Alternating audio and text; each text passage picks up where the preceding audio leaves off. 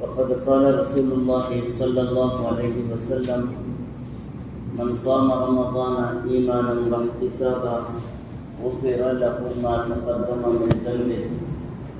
وقال عليه الصلاة والسلام من صام رمضان إيمانا واحتسابا غفر له ما تقدم من ذنبه. وكما قال صلى الله عليه وسلم اللهم صل على سيدنا محمد وعلى آل سيدنا محمد وبارك وسلم. حاضرین کرام، اللہ سبحانہ و تعالیٰ کا بے انتہا شکر ہے کہ اس نے رمضان جیسی عظیم اور برکت روزے والا موسم ہمیں عطا فرمایا. رسول اکرم صلی اللہ علیہ وسلم نے فرمایا من صام رمضان ایمانا واحتسابا، رمضان المبارک کے روزے جو بندہ ایمان اور یقین کے ساتھ رکھا، مطلب یہ ہے کہ روزہ رکھا اور روزے کا حق ادا کر دیا، فرمایا غفر له ما تقدم من ذنبه، سمجھو کہ اس کے سارے گناہ معاف فرما دیے گئے. گویا کہ وہ ایسے ہو گیا جیسے ماں کے پیٹ سے ابھی پیدا ہوا ہے، پاک اور پوتر پیدا ہوا ہے. اور دوسری حدیث میں آپ نے فرمایا من قام رمضان ایمانا واحتسابا غفر له ما تقدم من ذنبه. ایسے ہی جو بندہ رات کی جو بھی عبادتیں ہیں، تراویح ہیں یا تہجد ہیں، فرمایا اس کو بھی پورے یقین کے ساتھ اللہ کے لیے یعنی خلوص للہیت کے ساتھ ادا کیا، فرمایا اس کے بھی سارے اگلے پچھلے سارے گناہ معاف کر دیے جائیں گے. یہ اس لیے بار بار کہا جاتا ہے ایمانا واحتسابا. رسول اکرم صلی اللہ علیہ وسلم صحابہ کرام کے درمیان ہیں، اور صحابہ کرام کے ایمان اور یقین کے متعلق تو کوئی شبہ بھی نہیں ہے، لیکن وہاں منافقین بھی موجود ہیں. اور منافقین کا حال کیا ہے؟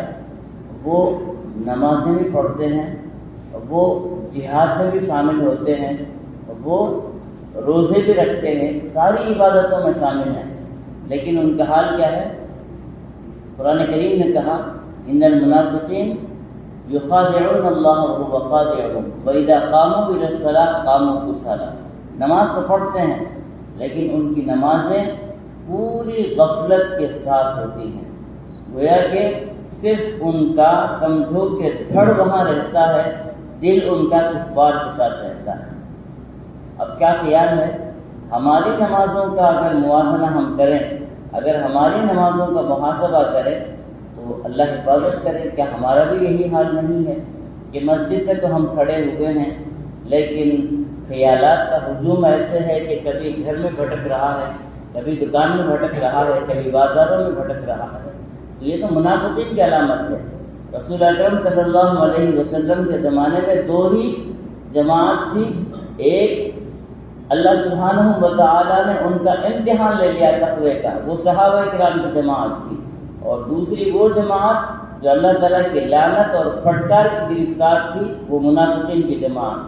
تو صحابہ کی نماز ہو، روزے ہوں یا صدقات ہوں، جتنے بھی ہوں، ان میں تو کسی قسم کا شبہ تک نہیں تھا.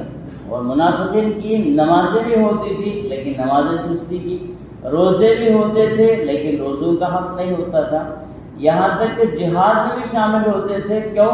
اگر فتح ہماری ہو گئی تو صرف مسلمانوں کے ہاتھ غنیمت آئے گا، ہم بھی اس میں شریک ہو جائیں گے، مال غنیمت ہمیں بھی مل جائے گا. وہ سارے چیزوں میں شریک ہوتے تھے.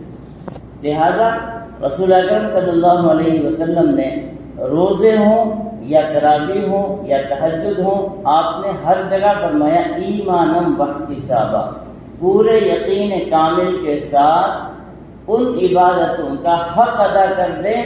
تو پھر اس کا مسئلہ یہ ہے، ویسے ہی روزوں کی اتنی بہترین عبادت ہونے کے بعد ہم جو ہے احتیاط نہیں کرتے ہیں. روزوں کے اندر بھی برابر ہماری نہ زبان کنٹرول میں ہے، نہ ہمارے آنکھ کنٹرول میں ہے، نہ ہمارے کان کنٹرول میں ہیں، غلط چیزیں سن رہے ہیں، غلط چیزیں دیکھ رہے ہیں، حتیٰ کہ روزوں کی حالت میں بھی ہمارا سیل فون برابر موجود ہے۔ ہم جو چیزیں دیکھنا ہے، ٹائم پاس کے لیے افطاری تک ہم وقت گزارنا ہے تو فونوں کے ذریعے وقت گزارتے ہیں۔ اب دیکھیے، اللہ کے لیے ہم نے بھوک و پیاس کو برداشت کیا، لیکن ہمارے ان بدعمالیوں کی وجہ سے روزے والی عبادت ہماری برباد ہو رہی ہے۔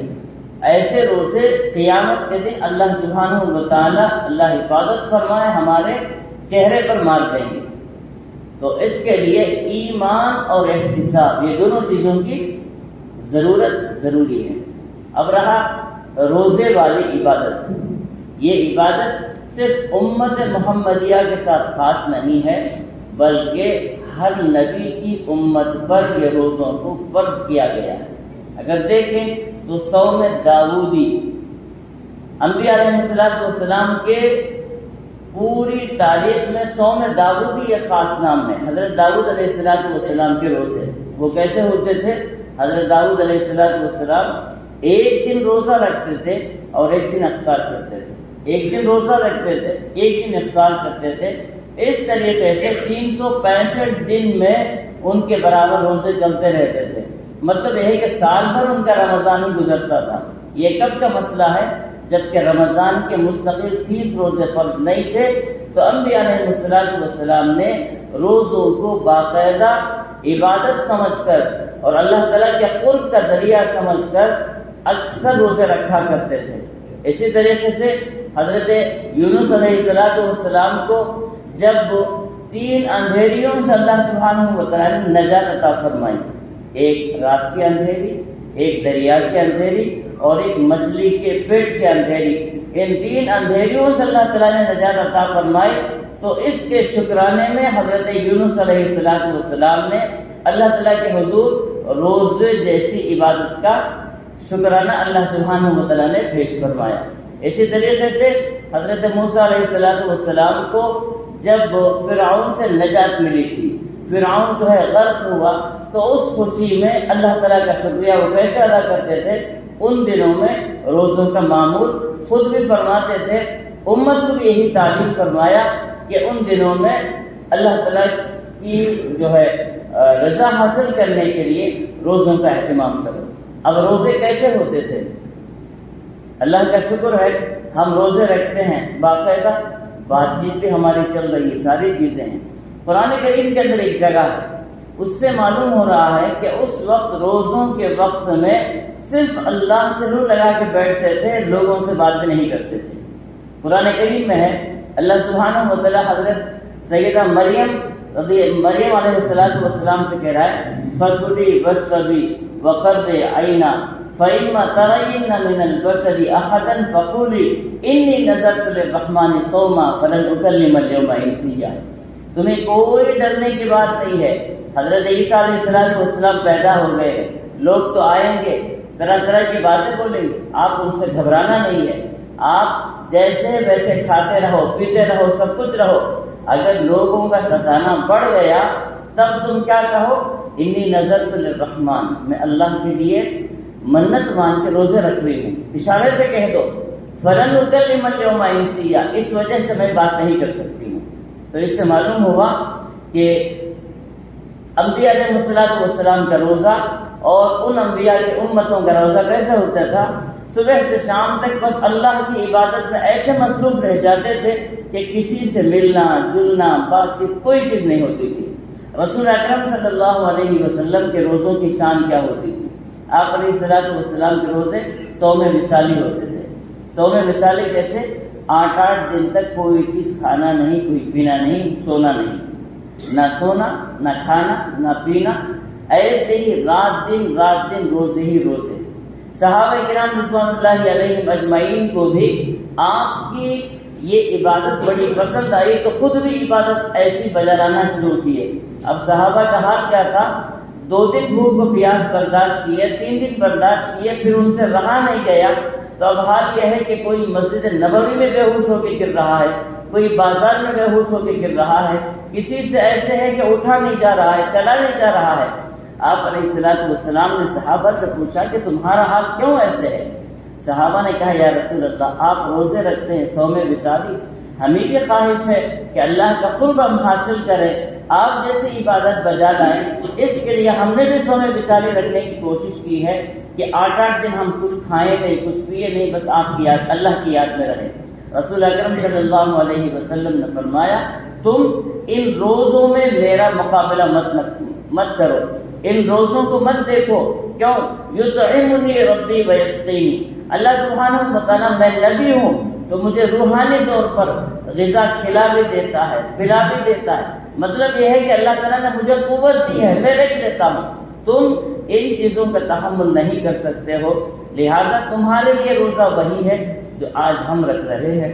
تو اللہ سبحانہ وتعالیٰ کا شکریہ ہم ادا کرتے ہوئے کہ اللہ سبحانہ وتعالیٰ نے پھر سے ایک سکون کا ماحول عطا فرمایا ہے، رمضان کی بہاریں عطا فرمائی ہیں، راتوں کے بہاریں ہمیں ملی ہیں، تو اس شکرانے میں جتنا ہو سکے ہم پورا جو ہے دل لگا کر خلوص للہیت کے ساتھ روزے اور 20 رکعت تراویح اور پھر تہجد سے کچھ سحری سے کچھ پہلے اٹھ کر تہجد کے بھی 2، 4، 8 رکعت روزانہ پڑھنے کی جو ہے ہمت کریں اور اس کا عزم کر لیں۔ اللہ سبحانہ وتعالی ہمارے رمضان کو قبول فرمائے، خوب سے خوب عبادت کی توفیق عطا فرمائے۔ دعاؤں میں اپنے آپ کو تھکانے کی کوشش کریں، جتنا ہو سکے دعائیں مانگیں، اللہ تعالیٰ سننے والا